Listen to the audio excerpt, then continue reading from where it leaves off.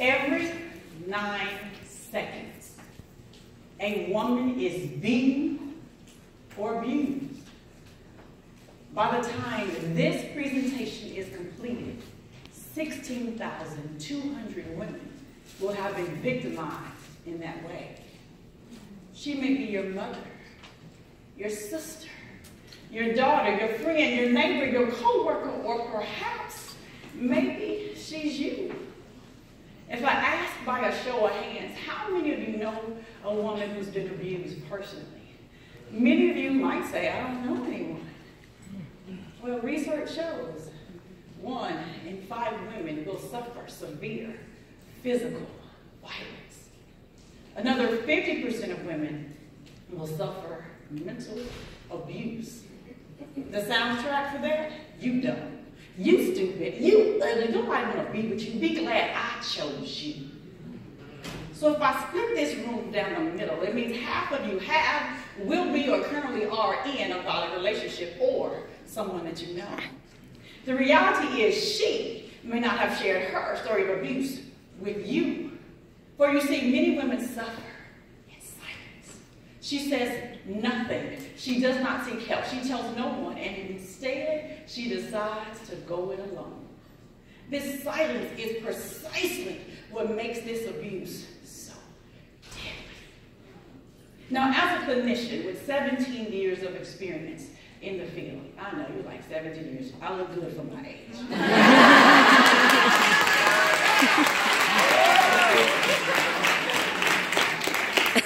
I have had the privilege of sitting at the feet of women who have suffered inside of these relationships. But I was rendered helpless as a helper. In fact, there was a couple of years ago, I had 2 or 3 women in the same year, all suffering from violent relationships. She would come to me and she would share with me all the stories of abuse that had happened in the previous week. And as the helper, the trained clinician that I was, what I would do was sit with her and just try to help build her self-esteem and help her know that your deserve level needs to be higher, honey, and help her realize there's a safety plan, there's a way out of this. You don't have to sit here and take this. And she would be on board. And she'd leave my office. And she'd come back 7 days later. And she'd tell me, Shana, everything's okay. And I'm sitting across from her, confused. Because just 7 days ago, you told me how he put a gun to your head and said he was going to kill you. You told me how he drugged you across the rocks outside your house and drugged you up the steps into your home. And you showed me the bruises on your side. And how is it that today, 7 days later, everything is okay? Have you ever sat in that seat? I venture to say you have. You sat across from a client and you didn't have answers. You didn't know how to help, and you were rendered too helpless. So that feeling of helplessness drove me first back to school. As I began to pursue my PhD, I said, Shane, it's something you don't know, and you might need to go find it in a book. And then I said, no, I need to go in the community. I need to get in a space where I can touch the woman who needs the kind of help that I can now offer. And along with my NBCC Minority Fellowship Program Award in 2014, I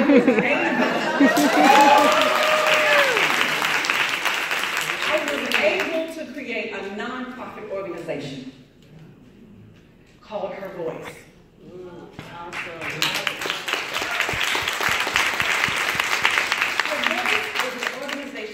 Dedicated to empowering survivors of domestic violence through mentorship and education, much like Big Brothers, Big Sisters, where women who have been out of the relationship for more than 2 years are able to then mentor young women who are just coming out. See, my research showed me that when a woman is 2 years out of a relationship, she is the most vulnerable to return.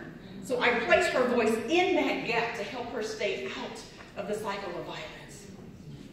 And, from that work and my continuing research, I came to the place of understanding that there has to be something else I need to do. So my dissertation, that's me at my 2015 end of my year as an IMP doing my poster presentation. Intimate partner violence and help-seeking behavior became my dissertation topic. So my research showed me that the number one woman who is the most vulnerable to being victimized in this way is 18 to 24 years old. Who is she? She's a college student. She just left home. She's excited. She's telling her, I'm grown now. Y'all can't tell me nothing. She's on the horizon trying to figure out what's going to happen in her life. She is so excited. She steps on that college campus only to not even be aware that on the other side of campus perhaps is a predator waiting to destroy her life. The number two woman who's the most vulnerable is the woman who is 25 to 34 years old. She too is in a transition in her life. She just finished college perhaps, and she said, I'm real grown now. I got me a degree. And she's trying to create this independent life for herself, right? And find her own way. But she too is vulnerable to this kind of violence. And so it was my hope with this dissertation to understand a few things. First, I wanted to understand how women who have survived intimate partner violent relationships choose to seek help or not. And what are the barriers that exist to her seeking or receiving that help? So this qualitative phenomenological study became my baby for about an entire year. And I had the distinct privilege of sitting at the feet of 10 women, courageous women, 5 women in the 18 to 24-year-old group, and 5 women in the 25 to 34-year-old group. What I learned is that domestic violence or intimate partner violence is a systematic way of destroying a woman from the inside out. I'll repeat that so y'all can write that down. Intimate partner violence is a systematic way of destroying a woman from the inside. And so as I sat at the feet of these women, what I understood really clearly, very clearly, is I am not in a position to help her if I, number one, do not hear and listen to her story and understand it. And so allow me then to introduce you to Nike. Now Nike is a 19-year-old college student in a very large university. She's the same young lady I talked about earlier. She left home. She was super excited and ready for her life and see what was on her horizon. So she enters college. She's having a great time. She's a second-year student. She meets her abuser at a party. Now, we know college kids are always having a good time. So she's at the party. She has a wonderful time. He is not a student at her university. In fact, he's in the military or home for leave for the weekend. And so, he leaves again to go away after this party, and much of their communication was by cell phone or iPhone, what y'all call that? FaceTime. Come on now. I got an Android, I'm old school, I don't use iPhones. So they did FaceTime. And so what she began to describe to me, she was like, Shana, what I saw was, he would begin to try to tell me what I could do or not do. He would begin to tell me where I could go and not go. He would try to tell me who to talk to and not to talk to. He would try to tell me what to wear and what not to wear. And he wasn't even there. He's in the military. So shortly after this, he gets discharged. What she learns that he's also a liar because he got discharged dishonorably. That wasn't the story he told her. So he comes home from the military. Now he's in her space. And he continues to tell her what to do, what not to do, where to go, where not to go, who to talk to, who not to talk to, what to wear, what not to wear. And she's starting to feel uncomfortable in the space. Now, Nike actually grew up in a home where there was domestic violence in her home. So she saw this. She saw her mother go through this for many, many, many years. And she knew some red flags. She knew them. And she said to herself, no, I don't want to be this anymore. She attempted to break up with him. But instead of him accepting the breakup, he began to threaten her friends and people around her. So as a good friend, of course, I don't want you to hurt my friends. So she remained in the relationship. And then she finally got to the point, like, you know what, I just can't do this anymore. So she tried to break up with him again. So instead of accepting the breakup, he decides to show up at her home unannounced and uninvited. And her family did not know to the extent of what was going on. So what do they do when he shows up at the door? Ding dong.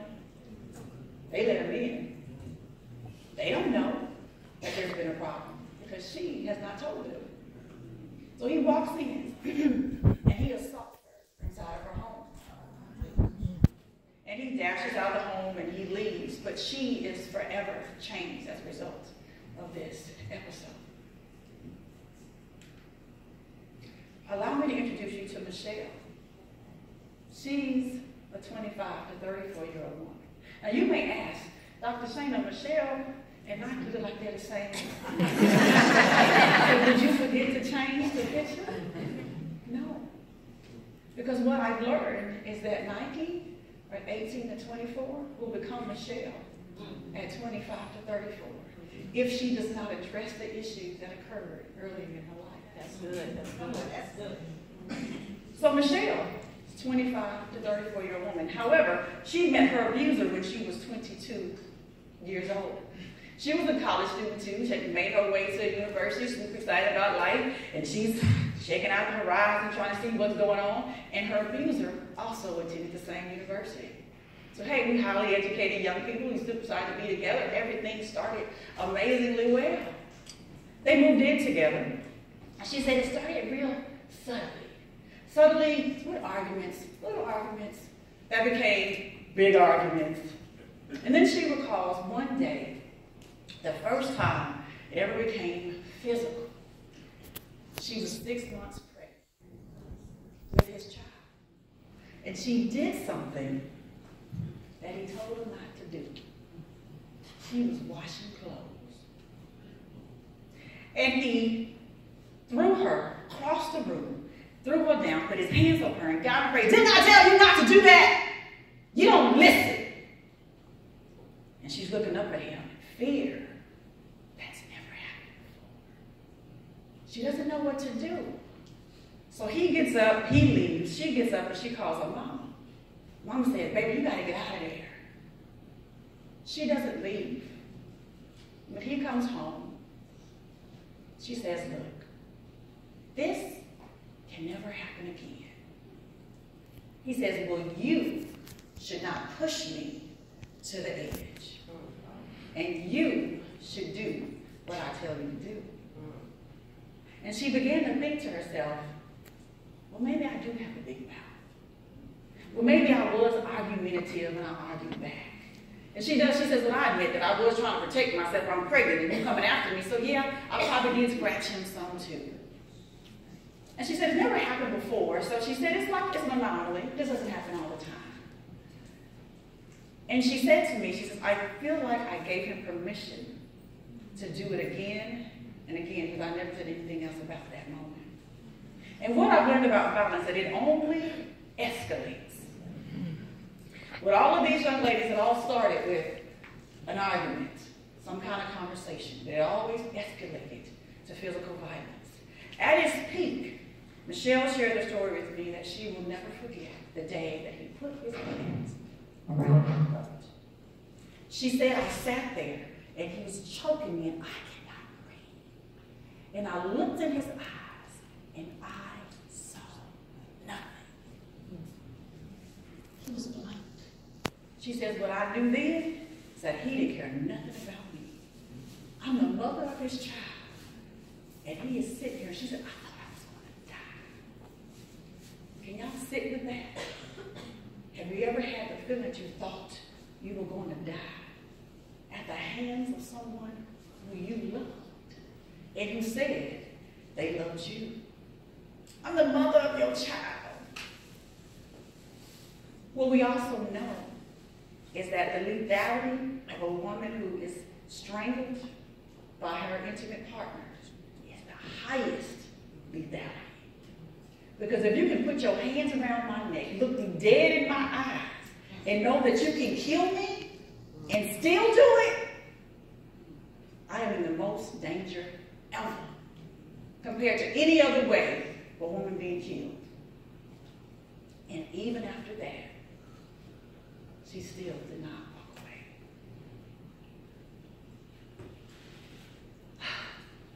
Just sit with that.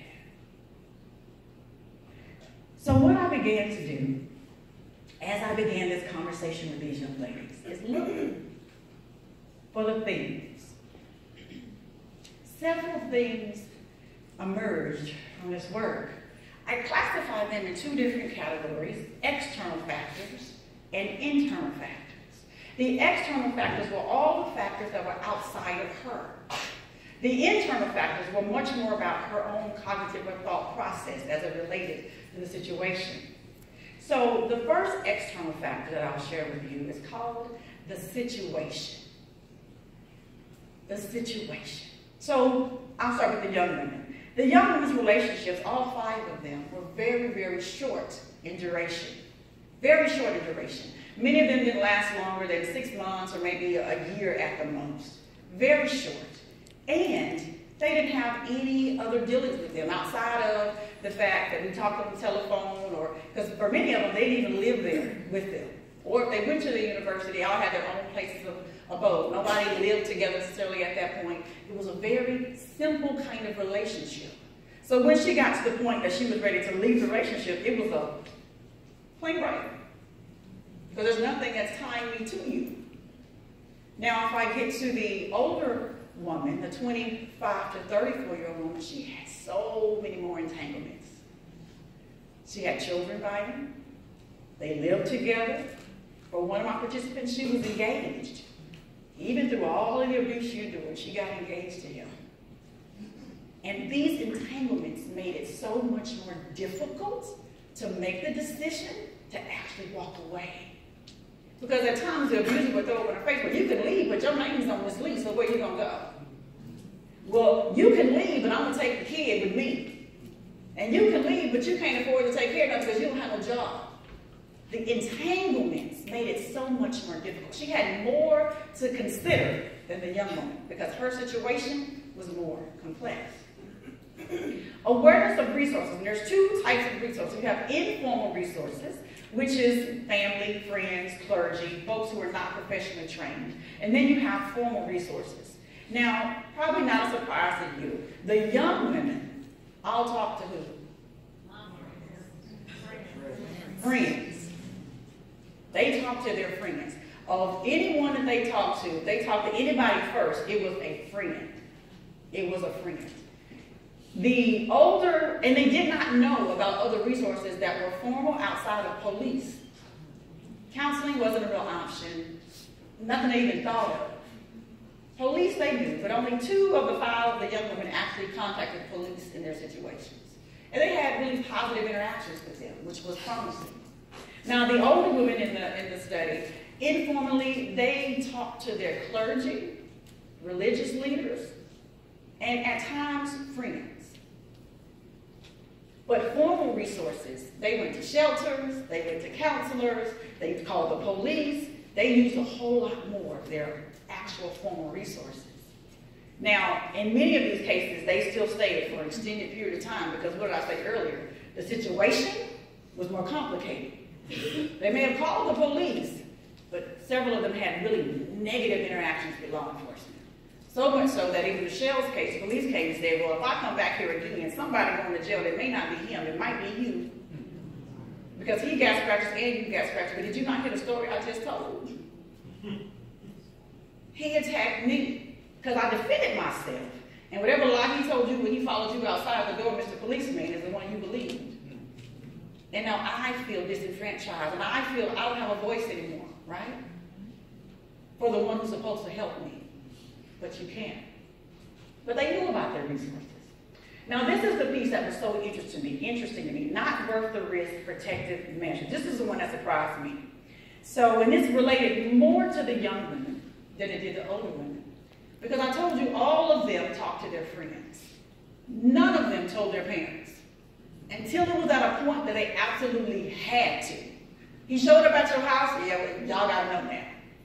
And I was in several cases. It wasn't until it got to that point. And what they told me was, Shana, I did not tell my parents for a couple of reasons. One, I didn't want my parents to go kill her.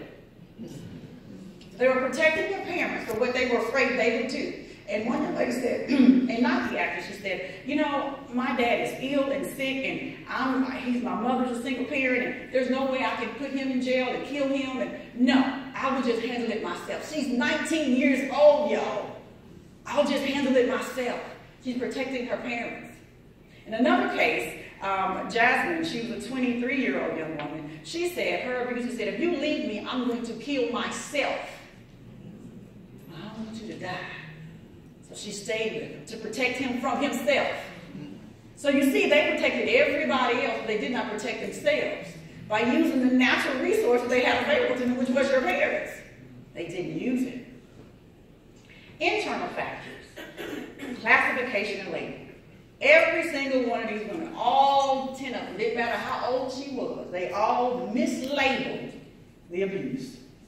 They all mislabeled it. What I've learned is that the way a woman reconciles what is happening to her will determine what she does about it. The way a woman reconciles what is happening to her will determine what she does about it.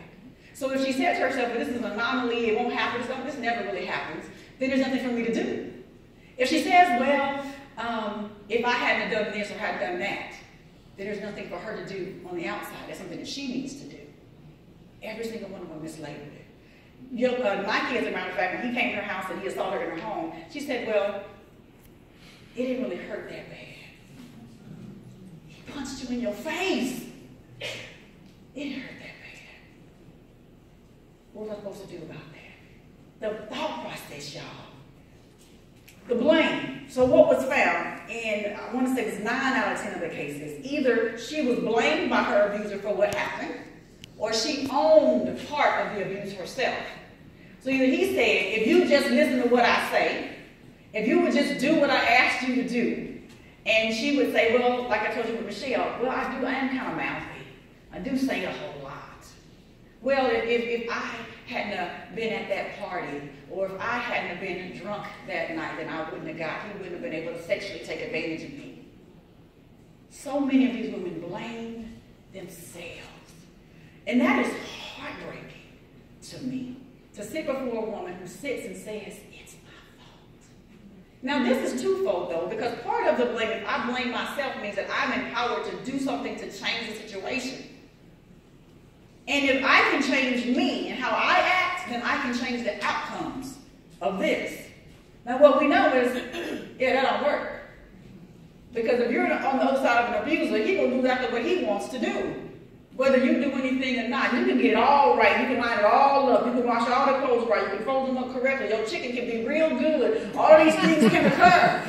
And he still is going to act violent. That's his choice. It is coercive control. It is nothing about what she does or does not do. But she walks around blaming herself for what happened. 9 out of 10 of them blamed themselves or were blamed by him. And then looking back, all of them are asking the question, what would you do differently or the same? All of them said, I would have left sooner. For many of the women, the actual physical violence showed up fairly early in the relationships. For one of my participants, Nina, 5 months in, he jumped her. 5 months in. This is the same woman who got engaged to him 2 years later. And the violence continued. And again, she told no one. No one. And the fact that they understood, looking back, that they would get out of him sooner, the hope would be that she would not find herself in a subsequent relationship that was violent. But what I know is that many of them had not just one, not just 2, not just 3. There was one that had 4 violent relationships. She was in the older group, but one after the other, after the other. And looking back, she would have left all of them sooner. The question becomes, at what point did you look back after the first one to see back, I don't want that anymore? Well, we all go back to the internal factors of how you consider what happened to you. How you reconcile it will determine what you do about it. So the question becomes, what are the implications for informal support? So what do we need to do with all of this? We have to educate. So here's the thing. I told you earlier that the young people are going to go to their friends first. We have to educate young women where they are. They're in school. My objective, my greatest love, joy in this world would be to see in every elementary, I'm talking starting early, because there's also research that shows that women, there's a national study, 22% of women who ever were abused or victimized were between the ages of 11 and 17 when it first happened. She's not in college. So if we start at college, we too late. We got to start elementary, middle school, high school, university level. We have to have this conversation. So when she comes to her friend say, girl, that is abuse, and I know some resources I can help you with. But if she doesn't know, she is her frontline defense. If she has no clue, she's just as lost. Girl, I don't know what to tell you. That's what happens. We have to educate young people. On the job, the 25 to 34-year-old woman, she's on her job. She needs an education on her job. Employers may think, well, it's not my problem what they do with their house. Oh, yeah, it is. Because if he come looking for her on your job, he gonna kill her, the person sitting next to her, the one in the cubicle back there. It happens all the time. It's your problem. So you need to be about the business of educating all the folks who work in your environment so they understand what this is. So it doesn't show up on your job. Employers need to be responsible and educate. Parent education is huge. I said earlier, in all these cases of young women, they never told their parents. And my thought is, when you think about you drop your daughter off at college and you say, oh, bye, she's grown now. You have an orientation, you talk about finances, you talk about financial aid, you talk about how to pay all this money back. But why not have a discussion about mental health that occurs in college? Why not have a conversation about domestic violence that occurs in college? Why not have that same orientation, sexual assault that occurs in college? College campuses are rampant. Yes. But we're not talking about it. To the primary resource that these students actually have, which is their parents. See, parents don't even know what to look for, first of all. Like I always say, if you don't answer the right questions, you will not get the right answers. Absolutely. But at the same time, you know what you're looking for, you ain't gonna know what it is. So you have to educate them. And they're gonna show up there, because they trying to drop them off, make sure they don't come home for a while. Get them where they are. That has to happen.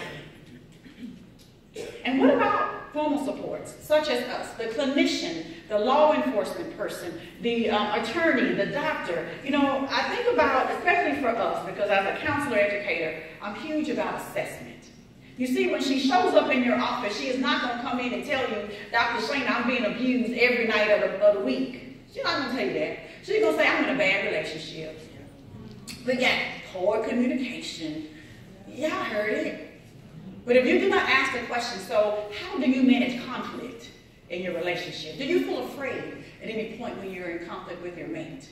Have you ever had a time that you were physically struck? Let's just ask point-blank questions, family. We don't ask that question. Research shows that half of women will suffer from at least mental abuse. So if you see 2 women in one day, one of them has had it happen. But if you never ask the question, you don't even know.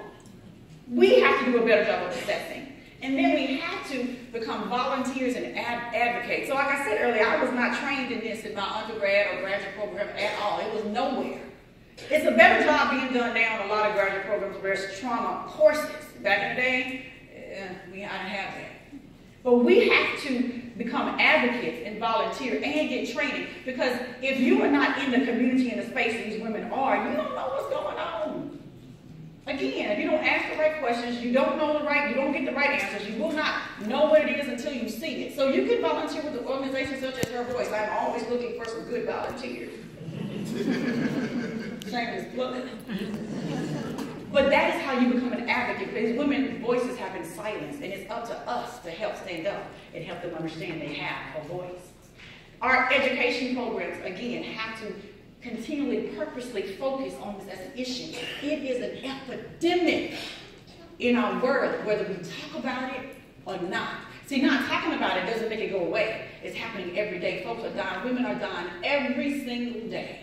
I live in Texas, y'all. And Texas has my Harris County, Houston. Texas, Harris County has the #1 highest mortality rate for domestic violence death. Wow. Harris County, I'm like, Lord have mercy. I got a lot of work to do. A lot of work to do. The last thing for us is having more positive traits. Because the women who did seek support, who did reach out, they said the important thing was, the #1 thing I heard over and over was no judgment. Y'all heard it, why? If it was me, girl, I wouldn't take that. Or why would you this? You don't even start with why. Let's just take that out. She does not want to be judged. Remove judgment as you help. The other thing they said is listen. Said we talk too much. We talk too much. Hush. You cannot hear a story if you run in your mouth. Hush. Listen. And she doesn't want you to tell her what to do. She wants you to ask her, what do you want? You have to empower her. To take her power from her and tell her, well, you do this, this, and this, only does the same thing her abuser has just done to her. And silence her. What's our job? We have to help these young women regain